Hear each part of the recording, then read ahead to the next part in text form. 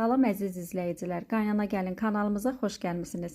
Bugün sizlərə çiyələk mürəbbəsinin hazırlanmasını təqdim edirik. İlk olaraq çiyələklərimizi diqqətlə yuyuruq. Çiyələyin üzərindəki toz və digər qalıqların tam təmizlənməsi üçün onları suda yaxşıca yaxalayırıq. Daha sonra saplaqlarını təmizləyirik və hazırladığımız çiyələkləri çəkirik. Bu reseptdə ölçü çox sadədir. 1 kiloqram çiyələyə 1 kiloqram şəkər istifadə edirik. İndi isə çiyələkləri ləyənə yığmağa başlayırıq. Bir qat çiyələk düzürük, üzərinə bir qədər şəkər səpirik. Sonra yenidən çiyələk və yenidən şəkər əlavə edirik. Bu şəkildə bütün çiyələkləri və şəkəri qat-qat yerləşdiririk. Bu üsul çiyələklərin əzilmədən şəkərlə daha yaxşı qarışmasına kömək edir.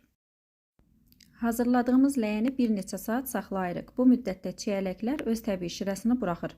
Məhz bu şirə mürəbbəyə xüsusi dad və ətir verir. Bir neçə saat sonra gördüyünüz kimi əlavə su tökmədən kifayət qədər şirə əmələ gəlir.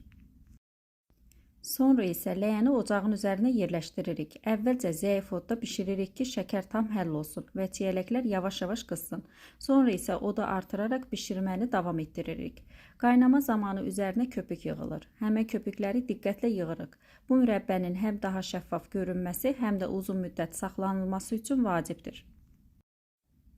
Mürəbbənin ən gözəl alınması üçün onu diqqətlə izləmək lazımdır.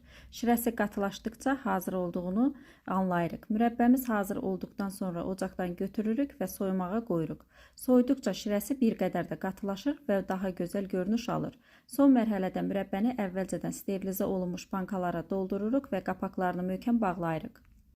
Əgər videomuzu bəyəndinizsə, zəhmət olmasa videoya bəyənmə qoyun, kanalımıza abunə olun və bildiriş zəngini aktivləşdirin ki, paylaşacağımız yeni reseptləri ilk siz izləyəsiniz. Fikirlərinizi və suallarınızı şərhlərdə yazmağı unutmayın.